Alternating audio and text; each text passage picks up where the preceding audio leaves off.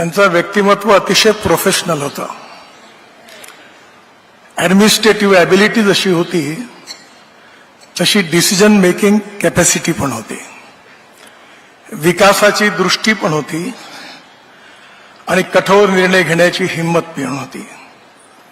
लोकाभिमुखता होती आणि योग्य सत्य असेल तर सत्य म्हणण्याची ताकद पण होती.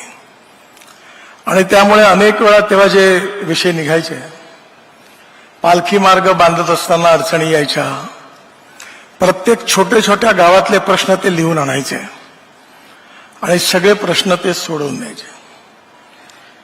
मला ते म्हणाले की पुण्याकरता तुम्ही काहीतरी करा.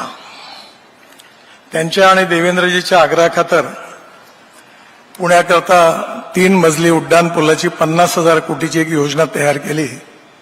ती मंजूर झाली आणि मी त्यांना फोन केला की महानगरपालिकेची निवडणूक झाली की तुम्ही आणि देवेंद्रजी मिळून आपण भूमिपूजनाचा कार्यक्रम घेऊ. तो त्यांचा माझा शेवटचा फोन होता. माझ्या घरी आले. मी त्यांना म्हटलं तुम्ही आज नागपुरात कशा करता आले? तर ते म्हणाले मी केवळ या वसंतदादा शुगर इन्स्टिट्यूटची जागा कशी आहे, त्याचं काम कसं होणार ते बघण्याकरता आलो.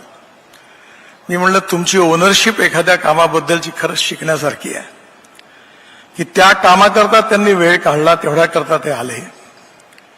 गमतीने मी त्यांना म्हटलं की राजकारणात बोटांनी मलम लावणाऱ्या नेत्यांची काही कमी नाही आहे, पण तुम्ही ओनरशिप घेऊन काम करता हे तुमच्याकरता महत्वाची गोष्ट आहे.